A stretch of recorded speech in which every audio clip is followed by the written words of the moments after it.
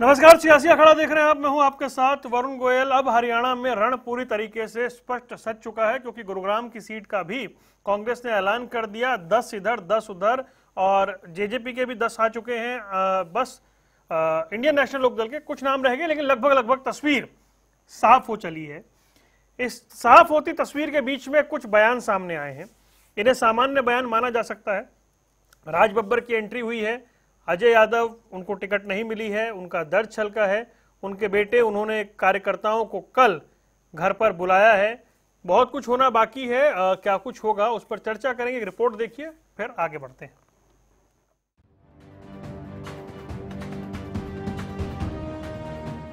कांग्रेस ने लगातार बैठकी और मंथन के बाद गुड़गांव लोकसभा सीट पर राज बब्बर के रूप में प्रत्याशी का चेहरा खोल दिया। राज बब्बर को टिकट मिलने की अटकलें नाक के बराबर थी, लेकिन जैसे ही मंगलवार देर शाम पार्टी ने लिस्ट जारी की, उसके तुरंत बाद कैप्टन अजय यादव का दर्द छलक पड़ा। उन्होंने ट्वीट कर अपना दर्द भी बयां किया।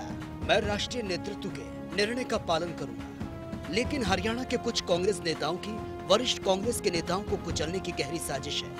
मैं कांग्रेस पार्टी के लिए हूँ और हमेशा काम करता रहूंगा। उन्होंने कहा कि कांग्रेस के कुछ नेता वरिष्ठ नेताओं को कुचलने की गहरी साजिश कर रहे हैं, लेकिन पार्टी का सच्चा सिपाही होने के नाते काम करता रहूंगा। पिता को टिकट नहीं मिलने पर बेटे चिरंजीव राव ने कल रेवाड़ी में बड़ी बैठक बुलाकर फैसला लेने की बात कही। कांग्रेस में टिकट को लेकर किरण चौधरी भी अपना दुख बयां कर चुकी है।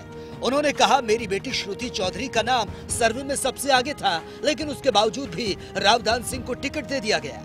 पार्टी का जो इंटरनल सर्वे था, उसके अंदर श्रुति 56% और दान सिंह जी जो है वो 32%। ये पार्टी के सर्वे हैं, तो नेचुरली हमने तो ये अज्यूम कर लिया था कि कोई प्रॉब्लम है नहीं, लेकिन कहीं ना कहीं कोई बात हमें तो मालूम नहीं क्या हुआ और क्या नहीं हुआ, पर पार्टी ने फैसला लिया कि इस बार उनको दी जाए। तो इसमें क्या, हम तो पार्टी के समर्थित सिपाही हैं और पार्टी से बंधे हुए। अजय यादव और श्रुति चौधरी को टिकट न मिलने पर उन्होंने किसी तरह से अपने मन को तो समझा लिया और आला कमान का फैसला भी सिर माथे पर रखा, लेकिन करण दलाल अपनी ही पार्टी के खिलाफ बगावती तेवर दिखाते हुए फरीदाबाद में कुछ नेता के बीजेपी के साथ मिलकर पार्टी को नुकसान पहुंचाने में लगे हैं। लेकिन करण दलाल ने अपनी ही पार्टी के खिलाफ बगावती तेवर दिखाते हुए कहा कि फरीदाबाद में कुछ नेता बीजेपी के साथ मिलकर पार्टी को नुकसान पहुंचाने में लगे हुए हैं, जबकि हमारी अपनी पार्टी के पूर्व विधायक और पदों पर बैठे हुए लोग बीजेपी से मिलकर के यहाँ गैर कानूनी काम करते रहे। हमने सरेआम उनका विरोध किया। उनकी सभाओं में ना जाने का हमने काम किया, क्योंकि वो बीजेपी से मिले हुए लोग हैं। आज पार्टी खतरे में है, क्योंकि वही बीजेपी से मिले हुए लोग जो कांग्रेस के तथाकथित पूर्व विधायक हैं या जो कैंडिडेट बने हुए हैं, चुनाव हारे हुए हैं, आज वो इस कांग्रेस को नुकसान करना चाहते हैं, इस फरीदाबाद लोकसभा का नुकसान करना चाहते हैं। वो दिखाई देंगे कांग्रेस के साथ, लेकिन उनकी जो मिली भगत है वो बीजेपी के साथ। पहले उम्मीदवारों की लिस्ट को लेकर लंबी चर्चा, और उसके बाद जब लिस्ट सामने आई तो नेताओं में निराशा और बगावती के सुर दिखने लगे और बगैर मन से पार्टी का साथ देने की बात भी कह रहे हैं। अब देखना ये होगा कांग्रेस पार्टी को लोकसभा के रण में नफा होता है या फिर नुकसान। न्यूज डेस्क, जनता टीवी। कई खास मेहमान हमारे साथ जुड़ गए। डॉक्टर पंकज बेनीवाल भारतीय जनता पार्टी का पक्ष रखेंगे, राकेश भड़ाना आम आदमी पार्टी से, रजत पंजेटा इंडियन नेशनल लोकदल से, और कई दिनों बाद अखाड़े में आए हैं रविंद्र ढूल कांग्रेस का पक्ष रखने के लिए। आप सभी का स्वागत है। शुरुआत ढूल साहब आप ही से करता हूं मैं।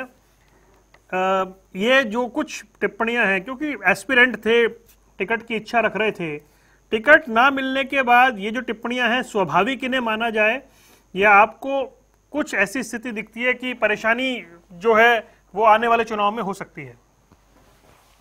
देखिए, टिकट ना मिलने के बाद कोई भी ऐसा नेता जो कि जिसके पास जनाधार है, जिसके पास कार्यकर्ता है, तो स्वाभाविक तौर पे सभी नेताओं के मन में एक टीस रहती है और नाराजगी रहती है। उसे किसी भी प्रकार से गलत या अस्वाभाविक नहीं कहा जा सकता। तो मेरे हिसाब से जो है, यदि कोई उन्होंने अपनी चीज को एक्सप्रेस किया है, उन्होंने अपना एक दुख एक्सप्रेस किया है, किसी भी माध्यम से किया है, तो मैं उसको गलत नहीं मानता। उनको करने का हक है। कार्यकर्ताओं को भी एक संदेश देना होता है, कार्यकर्ताओं को भी मनाना होता है। नेता अपने कार्यकर्ताओं से जाना जाता है, तो कार्यकर्ताओं के प्रति भी उसकी जिम्मेदारी होती है, अपने हल्के के प्रति, अपने विधानसभा लोकसभा के प्रति भी जिम्मेदारी होती है। तो ऐसे में यदि कोई इस प्रकार की चीजें उनकी तरफ से कही जा रही है तो मैं उसको गलत बिल्कुल भी नहीं मानता, लेकिन बिल्कुल निश्चित तौर पे मानिए सबके सब जो है कांग्रेस के प्रत्याशियों को जिताने का काम करेंगे। डोल साहब, जो बात कैप्टन अजय यादव ने कही कि डीप रूटेड कॉन्स्पिरेसी जो सीनियर लीडर हैं उन्हें क्रश करने की हरियाणा के कुछ नेताओं ने की है, अब ये भी सामान्य नाराजगी है? नहीं, इस तरह की किसी भी चीज को मैं तवज्जो नहीं देता। यदि इस प्रकार की एक्सप्रेशन किसी की तरफ से भी कही गई है तो मैं उसको पूरी तरह से गलत मानता हूं और उसको पूरी तरह से दरकिनार करते हुए बेबुनियाद मानता हूं। पार्टी ने बहुत अच्छी टिकटें दी हैं। पार्टी टिकटें देने का काम केंद्रीय नेतृत्व का है, ना कि क्षेत्रीय नेतृत्व का। तो उसमें कोई वैसे भी क्षेत्रीय नेतृत्व का कोई मतलब नहीं होता है, एक्सेप्ट फ्रॉम रिकमेंडिंग, जो कि रिकमेंडेशन जो है सबकी जाती है, पैनल बन करके जाता है। तो टिकटें तो पैनल के हिसाब से जो केंद्रीय नेतृत्व ने दी है। सिग्नेचरी कौन है ये देखिए आप। करण दलाल कह रहे हैं बीजेपी नेताओं के साथ मिली भगत करके टिकट दिया गया है। कहे जा रहे हैं तो इस प्रकार की कोई चीज है तो बड़ी अनफॉर्चुनेट है। मैं सुन नहीं पाया था इस तरह की चीज को, आप अभी प्ले कर रहे थे। तो यदि ऐसी चीज कही गई है तो पूरी तरह से अनफॉर्चुनेट है, उसको पूरी तरह से मैं साइडलाइन करता हूं, दरकिनार करता हूं और इसकी निंदा करता हूं इस प्रकार की किसी भी स्टेटमेंट की। आपको लगता है अनकॉल्ड फॉर है, ऐसे टाइम पे ऐसे स्टेटमेंट नहीं आनी चाहिए? 100% अनकॉल्ड फॉर है। इस तरह की स्टेटमेंट नहीं देनी चाहिए किसी भी अनुशासित नेता को, किसी भी अनुशासित कार्यकर्ता को। ठीक है डॉक्टर पंकज बेनीवाल, कांग्रेस पे तो हम बात करेंगे, लेकिन क्योंकि अभी ठीक थोड़ी देर पहले अंबाला में अनिल विज भावुक हो गए। अनिल विज कह रहे हैं कि कुछ अपनों ने ही मुझे पार्टी में बेगाना कर दिया। तो ठीक है, कांग्रेस में टिप्पणियां आ रही हैं, धुल साहब कह रहे हैं दुर्भाग्यपूर्ण टिप्पणियां, ऐसी नहीं आनी चाहिए। आपके सीनियर नेता भी भाई भावुक हो रहे हैं मंचों पे। नमस्कार वरुण भाई, सभी साथियों को नमस्कार और सभी दर्शकों मेरा नमस्कार। उससे पहले आपको अनिल विज जी का ये पॉइंट भी सुनना चाहिए था कि ये कहा था कि बंतो कटारिया को भारी मतों से जिताना है और नंबर 1 पर लेकर के आना है। तो उनका बयान सीधा सीधा हमें उस पर ध्यान देना है जो जनता को आकर्षित करता है कि भाई कि बंतो कटारिया हमारी कैंडिडेट है और उनको आगे लेकर के जाना और उनको जिताना है। कांग्रेस ने तो आज तक अपने आप को मीडिया में बना के रखने के लिए एक लिस्ट आज आएगी, कल आएगी। हमारे पार्टी के नेताओं के तो नामांकन स्टार्ट हो गए, उनकी जब तक पूरी लिस्टें नहीं आई थी। गुरुग्राम से जमानत जब्त कराने के लिए राज बब्बर जी को भेज दिया गया है। और मैं एक बात और बताऊंगा कि सारी 10 की 10 सीटों पर आपने भी बड़ा अच्छे से आकलन किया है कि इन्हीं के पार्टी के जो लोग हैं वो कांग्रेस को हराने के लिए सक्षम है। करण दलाल जी ने तो ये तक कहा है कि मैं ईंट से ईंट बजा दूंगा। तो मतलब इनके ही पार्टी के रविंद्र ढोल जी कहते हैं, तो बहुत अच्छा किया कि उन्होंने निंदा की है उन लोगों की कि भाई वो गलत शब्दों का, शब्दावली का प्रयोग किया है चुनाव के माहौल में। लेकिन कांग्रेस के ही नेता चाहते हैं कि कांग्रेस हारे, क्योंकि इनके संगठन के अंदर गठबंधन नहीं है। जब तक कांग्रेस अपने संगठन में गठबंधन नहीं करेगी, जब तक ये किसी भी पटल पर जाकर अपनी बात नहीं रख पाएंगे, जनता के सामने तो जाने की बात अलग है। भारतीय जनता पार्टी बहुत पहले से इलेक्शन मोड में थी, अपने कैंडिडेट 10 के 10 सबसे पहले घोषित किए, हमारे कैंडिडेट से नामांकन सबसे पहले स्टार्ट किया और जीत की पहल भी सबसे पहले होगी। और राव इंद्रजीत जी जो गुरुग्राम से हमारे आते हैं वो पहली सीट पर निकलेंगे। जैसे नायब सिंह सैनी जी ने कहा था कि अब की बार राव साहब 8 लाख पार, तो 8 लाख का जो आंकड़ा है, 8 लाख की वोटों के अंतर से, मार्जिन से जीतेंगे। उनको भी कहीं ना कहीं आभास था कि राज बब्बर जैसे कैंडिडेट सामने आने वाले हैं जिनकी जमानत जब्त होगी, तो 8 लाख का आंकड़ा भी अब की बार राव इंद्रजीत जी गुड़गांव लोकसभा से पार करेंगे। और ये ऐसे पार नहीं होगा, ये जो मोदी जी की गारंटियां या मोदी जी के जो किए हुए 10 साल के काम है, उन कामों की वजह से 10 की 10 लोकसभा सीटों को हरियाणा से भारतीय जनता पार्टी फिर से जीतने का काम करेगी। जनता का आशीर्वाद पिछली बार की तरह अब की बार भी मिलेगा। ठीक है, मैं आता हूं पंकज भाई आपके पास। रजत पंजेटा, कैप्टन अजय यादव ने जिस शब्द का इस्तेमाल किया, डीप रूटेड कॉन्स्पिरेसी, वो कह रहे हैं कि भाई सीनियर नेताओं को क्रश करने के लिए हरियाणा कांग्रेस के नेता ऐसा षड्यंत्र रच रहे हैं। ये जो लाइन है अपने आप में, ये क्या कुछ बयां कर रही है?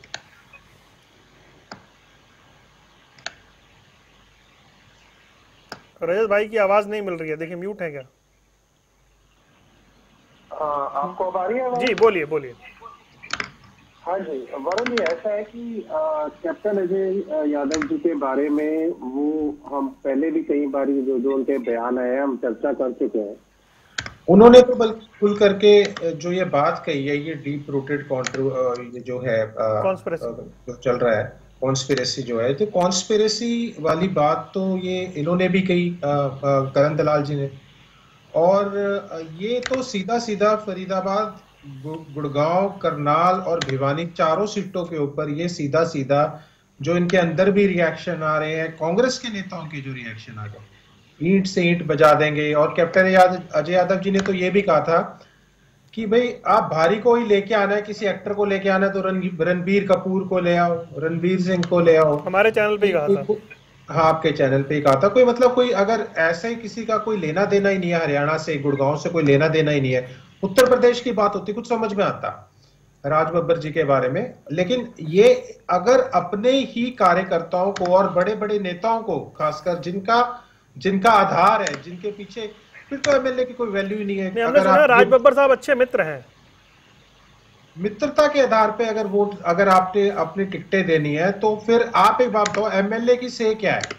करण दलाल जी कल को ये बोलेंगे भी एक एमएलए की तो कोई औकात ही नहीं रही, फिर तो उनके नेताओं की तो कोई सुनवाई नहीं है, कार्यकर्ताओं की कोई सुनवाई नहीं है। चाहे हम इस डिबेट पे, मैं बात वो दोबारा रिपीट नहीं करना चाहता, जो श्रीमती किरण चौधरी जी ने जो बातें कही वो हम उस पे कर चुके हैं, वो फिर एक कंटेंट पुराना हो जाता है जी। लेकिन यहाँ कांग्रेस के अंदर बिल्कुल मैं इस बात से, बच्चा जानता है कि भाजपा को फायदा पहुंचाने के लिए भूपेंद्र सिंह हुड्डा जी ने ऐसे कमजोर कैंडिडेट उतारे हैं जो कहीं ना कहीं कांग्रेस की इन फाइटिंग की वजह से भाजपा को किसी तरह मदद कर सके। वैसे तो भाजपा की कहीं मदद नहीं है। उसके बाद रोहतक के अंदर जनता विरोध कर रही है, हिसार के अंदर आपने देखा किसान विरोध कर रहे हैं, करनाल के अंदर तो सीएम का रोड शो में ही पूरे बीच में आधे काफिला रोक लिया गया, जगह जगह विरोध हुआ। सिरसा में लगातार आपको सोशल मीडिया सारा भरा पड़ा है, हर जगह भाजपा के नेताओं का विरोध हो रहा है। ये तो कहीं ना कहीं अगर कांग्रेस टिकटें ठीक देती तो कहीं ना कहीं ये रेस में थे, ये तो रेस में बना दिया कांग्रेस ने, वरना भाजपा किसी रेस में ही नहीं थी। आज अगर देखें तो इतनी एंटी इनकम्पेंसी है, आप ये देखिए 10 साल का कमर तोड़ के रख दी महंगाई ने, किसानों की कमर तोड़ के रख दी, लागत 4-5 गुना हो गई, ठीक है। उसके बाद युवाओं का, आज पढ़े लिखे सबसे ज्यादा बेरोजगार हरियाणा के अंदर है। फिर आप भेज रहे हो, कर्ज में हरियाणा डूब चुका है, कोई वर्ग खुश नहीं है, हर वर्ग पे इस तानाशाही सरकार ने लाठियां बरसाने का काम किया है। इनको जनता में एक्सेप्टेबिलिटी 0 है, इलेक्शन में तो बनाने का काम कांग्रेस ने किया इनको। अगर ये कांग्रेस की इन फाइटिंग और ये जो जैसी टिकटों का वितरण इन्होंने किया है, पूरे हरियाणा में आम चर्चा है कि ये कांग्रेस ही भाजपा को फायदा पहुंचा रही है, और ये डीप रूटेड कंट्रोवर्सी कॉन्स्पिरेसी है, ये इसमें कोई दो राय नहीं है। जो मैं कैप्टन अजय सिंह यादव जी की बात से 100% सहमत हूं, क्योंकि उन्होंने पहले भी कहा था कि टिकटें ठीक दे दोगे तो जाके 2 या 4 सीट, मतलब ये पहले से जानते थे कि गुड़गांव की सीट ये जो नई डिक्लेयर हो रही, इस पे क्या होने वाला है। ये अच्छी तरह जानते थे कि यहाँ पे अपने आप कहते हैं ना पैरों, और ये कहते हैं कि अगर नहीं कोई वो था तो लीडरों की चलनी चाहिए थी, फिर तो विधायकों की बात माननी चाहिए थी आपको। जब कोई विधायकों की सही नहीं है तो बाहर के कैंडिडेट उठा लिए। मैं आता हूँ, फिर आपके पास दोबारा आता हूँ, फिर पूछूंगा। राकेश बढ़ाना, देखिए रजत पंजेटा कह रहे हैं कि कांग्रेस ने टिकट वितरण करके बीजेपी को वापस फाइट में ला दिया है, कैंडिडेट ठीक नहीं उतारे हैं। कांग्रेस के कई नेता हैं, उनके बयानबाजी पर हम ये चर्चा कर रहे हैं। आपको लग रहा है इससे गठबंधन में कोई दिक्कत आ सकती है? मतलब बीजेपी फाइट में वापस या फाइट में बन गई है, आपको दिख रहा है कैसा?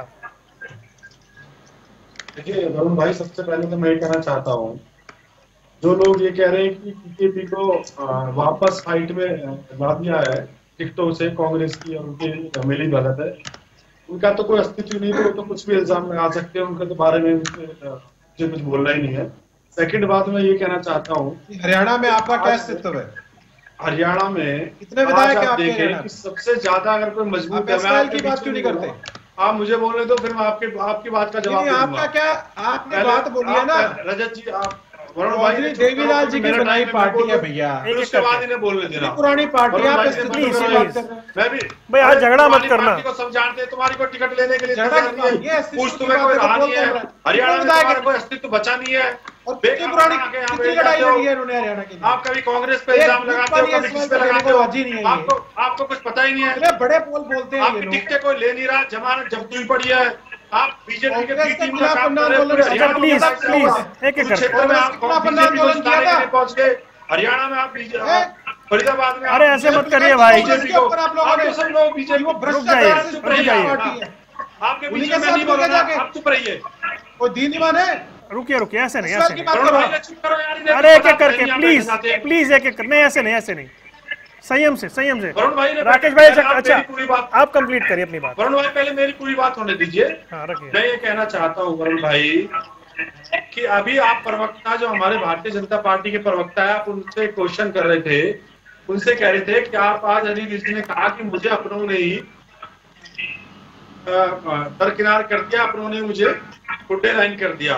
उन्होंने इस बात पे जो जवाब दिया नहीं, परंतु उन्होंने दूसरी बात पे वो आगे उन्होंने कहा कि नहीं, उन्होंने कहा कि आज अंबाला में जो वहां से कैंडिडेट है उनको जिताना है, और उन्होंने कहा कि गुड़गांव में राव इंद्रजीत 8 लाख पार होंगे।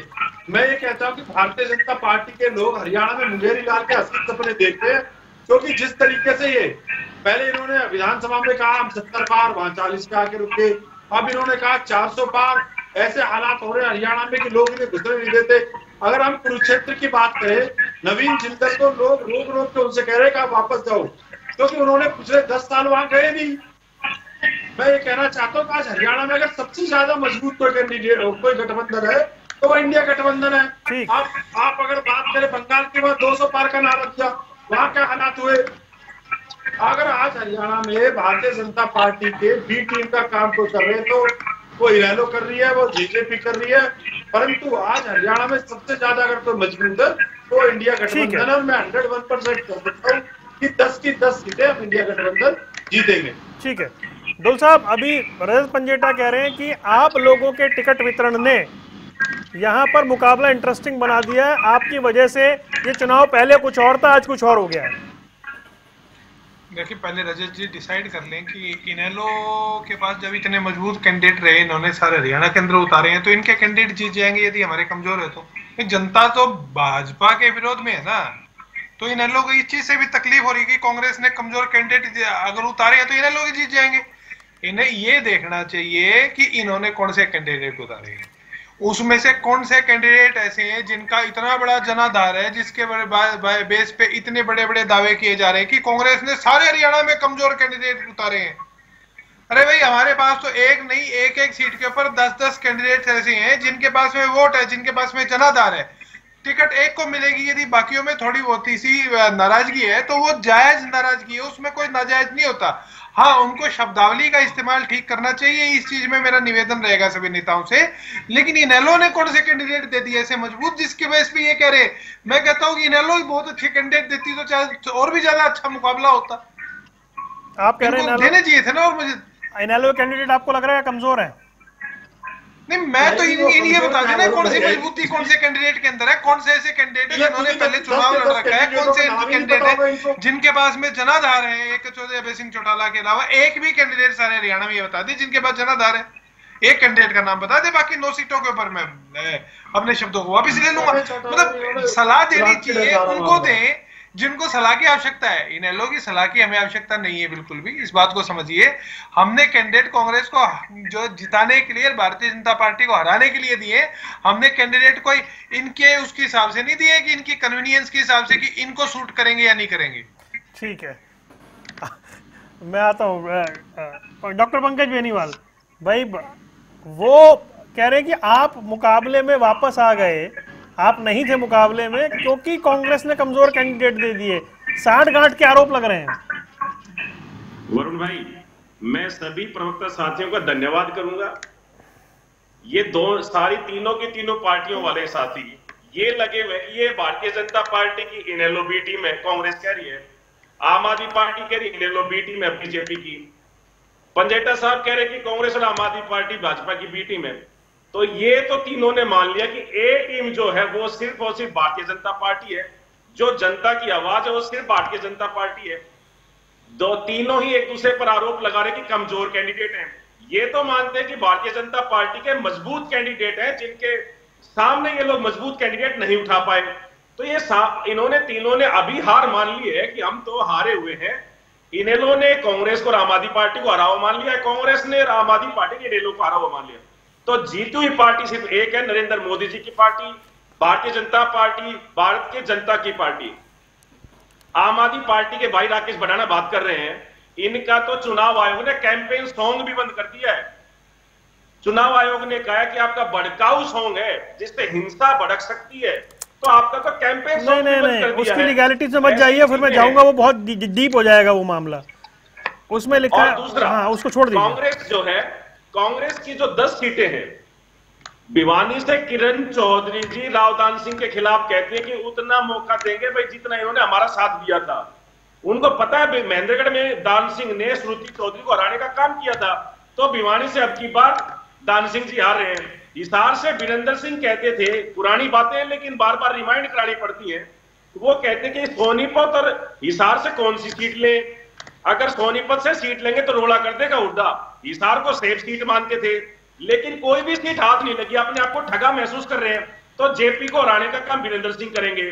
फरीदाबाद से करण सिंह दलाल सक्षम है महेंद्र प्रताप को हराने के लिए। ये तो आप कल्पना कर रहे हैं ना, ऐसा होगा भाई। हर नेता कह रहे हैं हम कांग्रेस के लिए काम करेंगे। डिबेट का विषय भी यही है वरुण भाई, आपकी डिबेट का विषय तो आप बना रहे हैं कि कांग्रेस के लोग कांग्रेस को हरा रहे हैं, कांग्रेस के लोग ही कांग्रेस को हरा रहे हैं। ये आपकी डिबेट का विषय है, मेरा नहीं है। मैं तो आपकी विषय को सार्थक साबित कर रहा हूं कि किस तरीके से कांग्रेस के लोग ही कांग्रेस को हराना चाहते हैं। कैप्टन अजय यादव की बात आपने कही, डीप रूटेड कॉन्स्पिरेसी, यही बात ईंट से ईंट बजा दूंगा। करण सिंह दलाल कहते हैं तो कोई सीट ऐसी तो हो जहां पर इनका सामंजस्य हो, ठीक है, पूरी नामांकन लिस्ट आ जाती है। लेकिन कुमारी शैलजा के लिए उदयमान नहीं बोल पाते हैं। भाई उदयमान जी आज तो उन्होंने सीट ले ली है, सिरसा से कैंडिडेट है आपकी, आप प्रदेश अध्यक्ष हैं, लेकिन शैलजा के लिए एक शब्द नहीं बोल पाते हैं। सोनीपत से हुड्डा साहब के लिए दम भरने वाले ब्रह्मचारी जी, अरे हुड्डा साहब खुद हार गए थे 1.5 लाख वोटों से, आपको तो कैसे जिताएंगे। करनाल में एक बच्चे को इन्होंने टिकट दी जिसका कोई जनाधार नहीं है, ये कहते हैं कि हमारा बहुत बड़ा कैंडिडेट है। तो हर सीट के ऊपर हराने के लिए आज कांग्रेस की ही टीम तैयार बैठी है।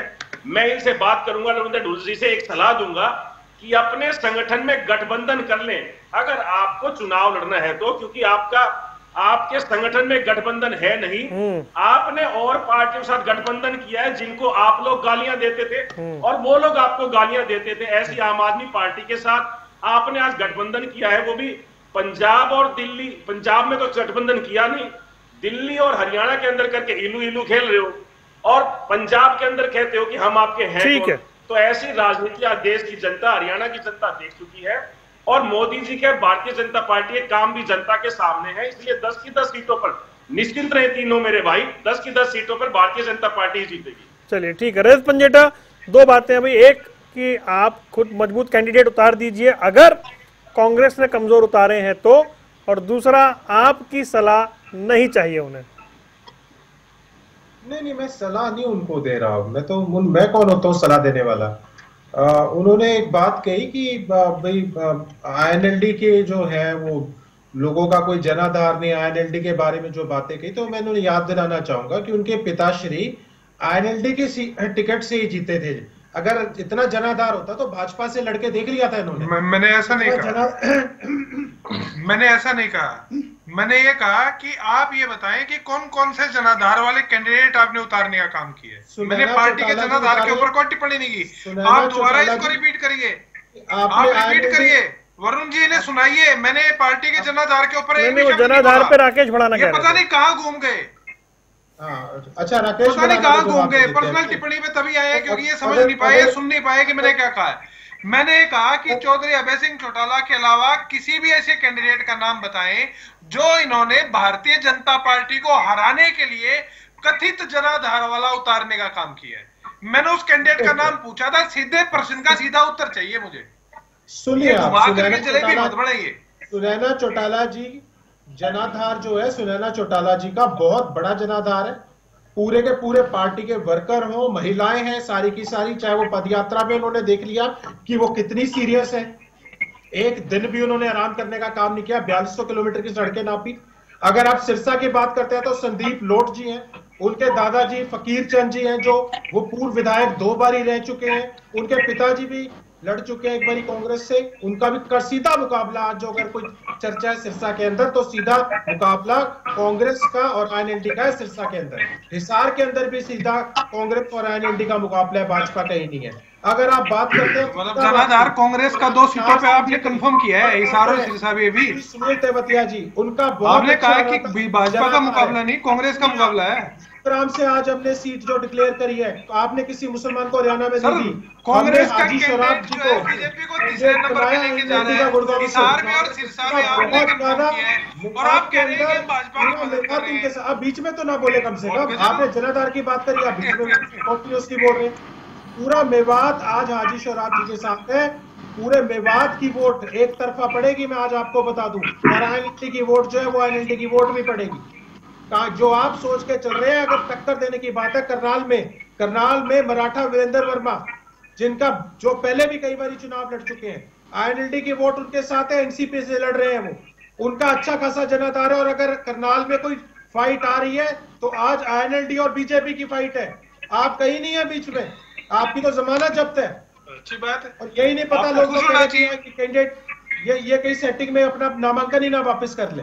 तो आप आईएनएलडी के जनाधार की परवाह ना कीजिए, ये बहुत इतिहास बताता है आईएनएलडी के जनाधार की। हमारे की परवाह मत कीजिए, बिल्कुल मत कीजिए। हमें क्या है, हमें नहीं, क्योंकि ढोल जब खुलेंगे सबको सब चीजों का पता लग जाएगा। आपको भी परवाह करने की आवश्यकता के बारे में सवाल हुआ, उन्होंने कहा कि डीप रूटेड आवश्यकता नहीं है जनाधार के परवाह करने की, कॉन्स्पिरेसी है। मैं बता तो रहा हूँ आपको, बिल्कुल आवश्यकता नहीं है। आप इस बात को समझिए, आपको मजबूत करने का काम किया है आपके हिसाब से हमने, तो दिक्कत क्या है आपको? बोलती है आपको तो खुश होना चाहिए।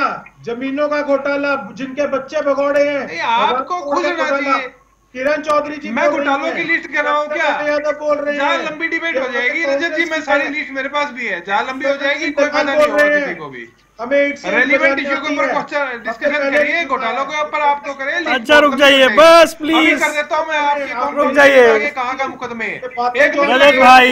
रजत भाई प्लीज, 1 मिनट लगेगा आपके कांग्रेस नेता के खिलाफ कहाँ मुकदमे है? थोड़ी देर बाद कांग्रेस के नेताओं के बारे में अच्छा मूड बना के रखिए सब। क्या ये फैक्ट नहीं है कि आपने अभी डिबेट में कंफर्म किया कि आपका मुकाबला कांग्रेस के साथ है 2-2 सीटों के ऊपर, तो और 1 सीट के ऊपर आपके पास उम्मीदवार ही नहीं है, तो वहां तो आप मुकाबले में नहीं है। रोहतक तो वहां तो मुकाबला कांग्रेस के खिलाफ कोई मुकाबला किसी भी पार्टी का नहीं है, चाहे आप अपने आप को रखिए किसी को रखिए, ये तो आप भी जानते हैं। अभी रोहतक में उम्मीदवार उतारा नहीं, ढूंढा उन्होंने ना, अभी सीट का डिक्लेयर हुई है। अरे नहीं हुए ना, क्योंकि कैंडिडेट नहीं आपके पास में, जनाधार वाला कौन सा नेता उतारेंगे उसका हम इंतजार करेंगे ना। दिक्कत क्या है? से आईएनएलडी के हम स्वागत करेंगे जनाधार के आरजेपी के साथ। इसे 1-on-1 टॉक मत बनाइए प्लीज। भिवानी की सीट डिक्लेयर हुई है, रजत भाई प्लीज। रोहतक की तो करीब ही नहीं है अभी। हाँ, इसे 1-on-1 टॉक मत बनाइए प्लीज। मैंने पूरा मौका दिया, आप दोनों ने अपनी बात रख ली, अच्छे मूड में दिखाई दे रहे हैं सभी। राकेश बढ़ाना भाई, आपका मुकाबला बुनियादी रूप से कुरुक्षेत्र में है, इसलिए आप आईएनएलडी पे ज्यादा सवाल उठा रहे हैं। आपको लग रहा है कि वहां पे ट्रायंगुलर फाइट हो गई है, मुकाबला फंस गया है? भाई मुझे तो आज ये लग रहा है कि आज जो इनेलो के प्रवक्ता है, इनको हो क्या गया है? आज भारतीय जनता पार्टी के प्रवक्ता इनेलो के प्रवक्ता हो क्या रहा है, बोल क्या रहे? अभी इनेलो के प्रवक्ता कह रहे थे कि कांग्रेस ने ऐसे कैंडिडेट उतारे हैं ताकि भारतीय जनता पार्टी मजबूत होगी। अब ये कह रहे हैं कि कांग्रेस का हमारा मुकाबला है। अरे भाई पहले ये तो तय कर लो कि किसका मुकाबला है। दूसरी बात ये कि मैं इनेलो के प्रवक्ता से ये पूछना चाहता हूँ कि आप खुद ही नहीं बता सकते आपके 10 के 10 कैंडिडेट कौन है, क्योंकि आपको पता ही नहीं है, थोपे हुए कैंडिडेट है। दूसरी बात, अभी मेरे भाई कह रहे थे तो भारतीय जनता पार्टी के जो प्रवक्ता है कि कांग्रेस की जो टीम है, जो के ऊपर जवाब है कोई लोग हैं। भाई आऊंगा, मैं आपको 30 सेकंड में दूंगा, रुक जाइए। पॉल्यूशन के ऊपर जवाब है कोई? 1 बूंद पानी नहीं दोगे आप कहते हो इसराइल का। आप पराली के ऊपर हरियाणा को ब्लेम करते हो, डीजल की गाड़ियों के ऊपर आप प्रदूषण के लिए हरियाणा को ब्लेम करते हो, बाढ़ आ गई तो हरियाणा को ब्लेम करते हो। जब हरियाणा में बाढ़ आई आपका कोई नेता क्यों नहीं आया? कहां था सुशील गुप्ता? आप बता सकते हो, इस बात का जवाब दोगे? जब हरियाणा में बाढ़ आई तो आप उन्होंने दिल्ली के दिल्ली के अंदर बाढ़ आने के ऊपर हरियाणा पे इल्जाम लगाया।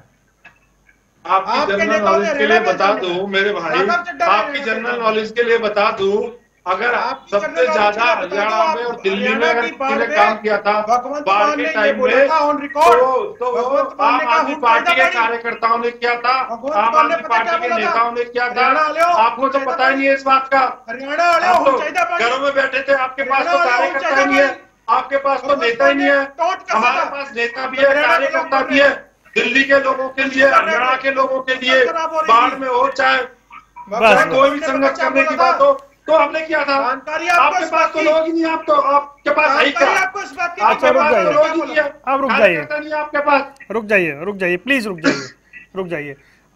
मुझे लग रहा है चुनाव नजदीक आ गया। ढुल साहब, ये जो नाराजगी वाला फैक्टर है, जैसे चिरंजीव कल उन्होंने अति आवश्यक बैठक बुला ली है, अर्जेंट बैठक बुला ली है, आपको लग रहा है कि कुछ वर्क करना पड़ेगा जिस तरह की टिप्पणियां हो रही हैं उस पर, ताकि मैसेज वर्कर के बीच में ठीक जाए? बिल्कुल निश्चित तौर पे पार्टी हाईकमान भी और प्रदेश नेतृत्व भी बात करने का काम करेगा सभी नेताओं से। जहां तक बात मीटिंग की है, तो कोई भी व्यक्ति, कोई भी नेता यदि एस्पिरेंट है टिकट के लिए, तो बट नेचुरल सी बात है, यदि उसकी टिकट मिलती है तो भी और नहीं मिलती है तो भी कार्यकर्ताओं से अपने मीटिंग करके अपनी बात रखने का काम करते हैं। मैंने कहा है कि सभी नेताओं के लिए कार्यकर्ता उनकी प्रायोरिटी रहती है, तो अपने कार्यकर्ताओं को आगे लेकर के चलना सभी नेताओं का कार्य है। तो उसमें ये मीटिंग को बहुत ज्यादा तवज्जो मैं इसलिए नहीं देता क्योंकि वो अपने हिसाब से अपना ग्राउंड वर्क कर रहे हैं। अब हर पार्टी में जो है इसी प्रकार का जो है ट्रेंड रहता है, कोई एक अलग से ये ट्रेंड नहीं है यहाँ पर। फर्क इतना है कि हमारे प्रवक्ता है, देखिए परसेप्शन की पॉलिटिक्स है। परसेप्शन पॉलिटिक्स में जो मैसेज कैप्टन साहब ने दिया, जो करण दलाल दे रहे हैं, आपको लग रहा है इसको लेकर मतलब वर्कर में क्लियर कट कोई कंफ्यूजन ना रहे, इस पे तो काम करना ही पड़ेगा ना? निश्चित तौर पर करना पड़ेगा। मैं कहता हूं कि भाई इस प्रकार की यदि टिप्पणी है तो बिल्कुल गलत है और इसके ऊपर संज्ञान लेना चाहिए, इसके ऊपर बात भी करनी चाहिए नेताओं से, और यदि उनको कोई नाराजगी है उनको दूर भी करने का काम करना चाहिए। सभी नेताओं को ना टिकट दी जा सकती है और ना ही सभी नेता एक साथ में चुनाव लड़ सकते हैं। चुनाव तो केवल एक क्षेत्र में एक ही लड़ सकता है। ठीक है डॉक्टर पंकज, तो सेटिस्फाई होना पड़ेगा। जी पंकज बेनीवाल, शॉर्ट में कांग्रेस की नाराजगी में बीजेपी अवसर ढूंढ रही है? नहीं, कांग्रेस अपने आप मरने जा रही है। कांग्रेस तो 2014 से सुप्त अवस्था में है, वो तो सो रही है, उसको तो परवाह नहीं है चुनाव आ रहा है नहीं आ रहा है, संगठन बन रहा है नहीं बन रहा है। हमें कांग्रेस के किसी भी कैंडिडेट से ना पहले डर था ना आज डर है। मनोहर लाल खट्टर साहब ने पहले ही कह दिया था कि मैदान बिल्कुल साफ है, पहले भी साफ था आज भी साफ है। इसको रजत पंडेजाटी भी साफ कर रहे हैं, रविंदर ढुल जी पंजेटा जी की तरफ से कर रहे हैं। तो मैं ये कह रहा हूं कि पूरा मैदान सब सिर्फ भारतीय जनता पार्टी के साफ है। ये लोग सिर्फ चुनाव लड़ने के लिए मैदान में आए हैं। सारी की सारी पार्टियों वाले जमानत जब्त होंगी इन सब की, और भारतीय जनता पार्टी की 10 की 10 सीटें जो पिछली बार मैंडेट मिला था, जितनी बार वोट शेयर मिला था, उससे कहीं ज्यादा वोट शेयर अब की बार हरियाणा की जनता भारतीय जनता पार्टी को देने का काम करेगी। ठीक है, बिल्कुल समय नहीं है रजत भाई जी, कोई ऐसी उम्मीदें नहीं है। ये टिकट वितरण के बाद भूपेंद्र सिंह हुड्डा ही असली बॉस कांग्रेस में, ये कह सकते हैं या हाईकमांड का डिसीजन? नहीं, ये तो जो भूपेंद्र सिंह हुड्डा की इसमें पूरी की पूरी सीधा करण दलाल जी के भी ये शब्द है, और पूरी कांग्रेस ये अच्छी तरह जानती है कि अगर भाजपा का जिस तरीके से रैलियों में भीड़ नहीं है, भाजपा का इतना विरोध है जनता के बीच में कि पूछिए मत, अगर हरियाणा में कोई भी भाजपा की सीट आती है तो उसका सीधा श्रेय भूपेंद्र सिंह हुड्डा को जाएगा, पहली बात तो। और सिर्फ 2 या 3 सीट ऐसी हैं जहां कांग्रेस के साथ मुकाबला है, वरना सीधा का सीधा मुकाबला सत्ता पक्ष से इंडियन नेशनल लोकदल का है। अगर कांग्रेस सीटें इतना, ये कहते हैं ना कि हमने सीटें बहुत अच्छी दी हैं, अगर भाजपा हरियाणा में कोई भी सीट जीतती है तो उसका सबसे बड़ा मिली भगत भूपेंद्र सिंह हुड्डा और भाजपा की होगी। डोल साहब, क्रेडिट जाएगा भूपेंद्र सिंह हुड्डा को, बीजेपी अच्छा करती है तो? इनकी शब्दावली इन्हीं को दे देता हूं। यदि भारतीय जनता पार्टी एक भी सीट जीतती है उसका क्रेडिट इनेलो को जाएगा, इनेलो ने कमजोर कैंडिडेट दिए।